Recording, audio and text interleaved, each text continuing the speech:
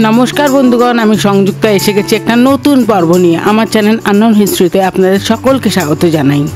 আজ আমি কলকাতার প্রাণকেন্দ্রে অবস্থিত, যে জায়গাটি রবীন্দ্র সদন, নন্দন, ভিক্টোরিয়া তারামণ্ডল, টাটা সেন্টার ও সেন্ট পলস ক্যাথিড্রাল চার্চ দ্বারা বেষ্টিত। হ্যাঁ, ঠিক ধরেছেন, জায়গাটি হলো একাডেমি অফ ফাইন আর্টস। 1950 সালে মুখ্যমন্ত্রী বিধানচন্দ্র রায়, ভারতের প্রধানমন্ত্রী জওহরলাল নেহেরু এবং রানু মুখোপাধ্যায়ের উদ্যোগে এখানে স্থাপিত হয় একাডেমি অফ ফাইন আর্টস। এই জায়গাটি শিল্পকলার এক প্রধান পীঠস্থান বলা যেতে পারে। ইনিই হলেন রানু মুখার্জি, যার তত্ত্বাবধানে একাডেমি অফ ফাইন আর্টস স্থাপিত হয়েছিল। এটাকে একজন শিল্পের পীঠস্থান হিসেবে জানি।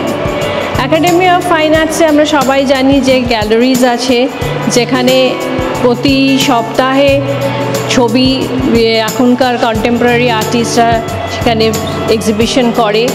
এখানে একটি অডিটোরিয়াম আছে, সেখানে খুব নাম করা সব শিল্পীরা এখানে নাটক করে গ্রুপ থিয়েটারে, এবং আমাদের আর্ট ক্লাস রয়েছে, একটা কনফারেন্স রুম রয়েছে। কিন্তু যেটা অনেকেই জানে না যে এটা কত যে একটা খনি রয়েছে এখানকার মিউজিয়ামে। হ্যাঁ, এখানকার মিউজিয়ামটা রিসেন্টলি 7ই আগস্ট 2024-এ আবার নতুন করে খোলা হলো।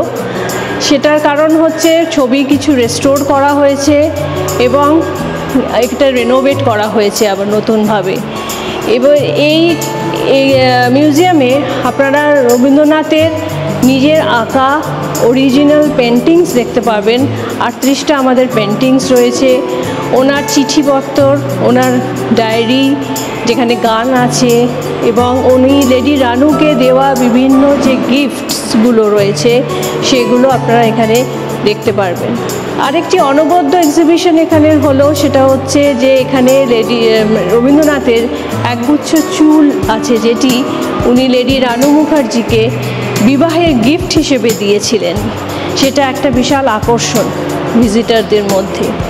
তাছাড়া আমাদের রবীন্দ্র গ্যালারি ছাড়া কন্টেম্পোরারি আর্ট গ্যালারিটাও খোলা আছে এখন। কন্টেম্পোরারি আর্ট গ্যালারিতে আপনারা পুরো অবনীন্দ্রনাথ, নন্দলাল বোস থেকে শুরু করে অতুল বোস, যামিনী রায়, নিরোদ মজুমদার, সত্যজিৎ রায় এবং গণেশ পাইন, গণেশ আলুই, এরপরে রামানন্দ বন্দ্যোপাধ্যায় এবং বিভিন্ন আরও স্টলওয়ার্ড আর্টিস্টদের পেন্টিংস এবং স্কাল্পচার দেখতে পারবেন। সবাইকে আমার আমন্ত্রণ রইল academy of fine arts museum visit করার জন্যে।